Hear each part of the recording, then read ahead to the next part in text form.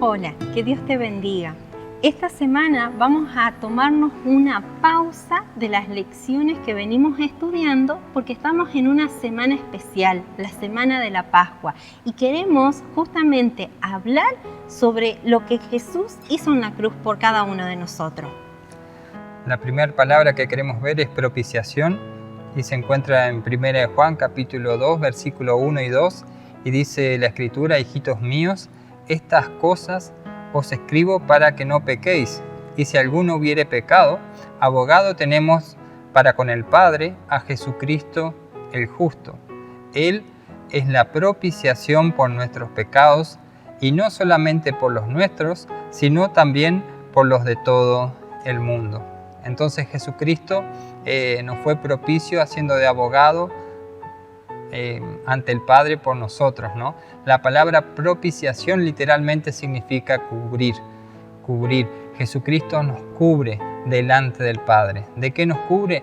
De la ira de Dios que se desata sobre el pecado. Dice el apóstol Pablo en Romanos capítulo 1 que la ira de Dios se desata desde el cielo sobre todo pecado. Por eso Jesucristo vino a ponerse ahí entre medio para soportar esa ira y cubrirnos a nosotros de la ira de Dios.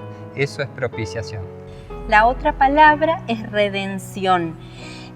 Redención se usa, por ejemplo, en Efesios 1:7, dice que en Él, en Jesucristo, tenemos redención mediante su sangre. Y en Colosenses 1:14 dice, en quien tenemos redención por su sangre, el perdón de pecado. Ahora, ¿qué significa redención o redimir? Es pagar el valor total de algo, ya sea una cosa o persona, para poder poseerlo. Y esto se usaba en la época que habían esclavos. Los esclavos pertenecían a sus amos. Y si uno quería redimir un esclavo, tenía que preguntarle al amo cuál era el valor que imponía y pagaba ese valor. A veces sucedía que un familiar había sido vendido como esclavo y uno quería ir y redimirlo. En otras ocasiones, una persona de buen corazón, al ver que un esclavo era maltratado, iba y pagaba el precio de su rescate para poder dejarlo en libertad. ¿Y qué pasa? Que muchas veces el esclavo, como no tenía ni familia, no tenía dinero con que solventarse, no tenía casa, entonces decidía voluntariamente quedarse toda su vida sirviendo a aquel que lo había redimido. Bueno, en un principio nosotros le pertenecíamos a Dios como nuestro creador, pero en Adán, todos nosotros, la raza humana, ha sido vendida a esclavitud del pecado. Y Dios, en su amor y en su misericordia, pagó el precio de nuestro rescate. Y no lo hizo con oro ni con plata, sino como dice 1 de Pedro 1, versículos 18 y 19. Lo hizo con la preciosa sangre de Cristo, el Cordero de Dios que no tiene pecado ni mancha. Él nos redimió para que seamos libres del pecado y para que le perteneciéramos a Él. La otra palabra que queremos aprender y estudiar es justificación. El texto está en Romanos capítulo 5, versículo 1. Dice: justificados pues por la fe, tenemos paz para con Dios por medio de nuestro Señor Jesucristo.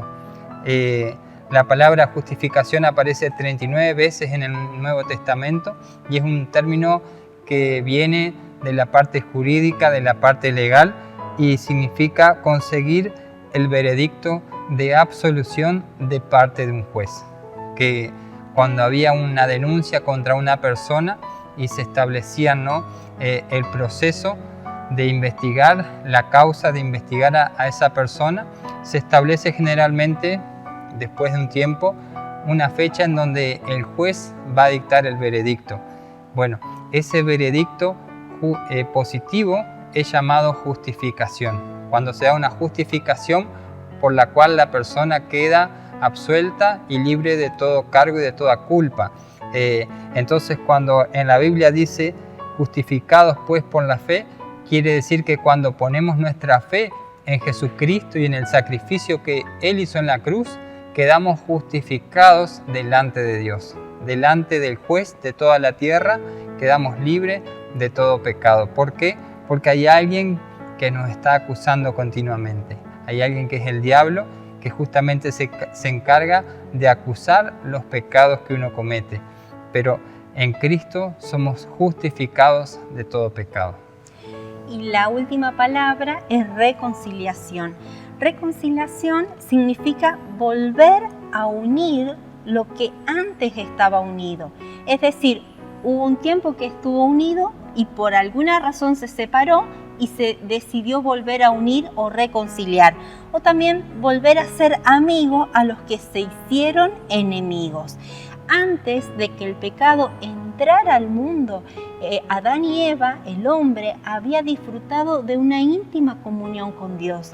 Pero después de que entró el pecado, hubo separación entre Dios y la raza humana.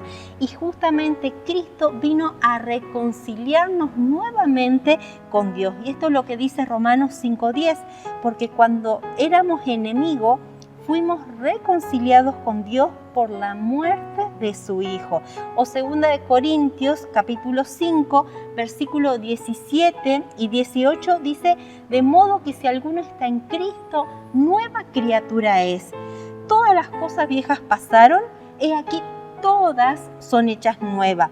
Y todo esto procede de Dios, quien nos reconcilió consigo mismo por medio de Cristo y nos dio el ministerio de la reconciliación.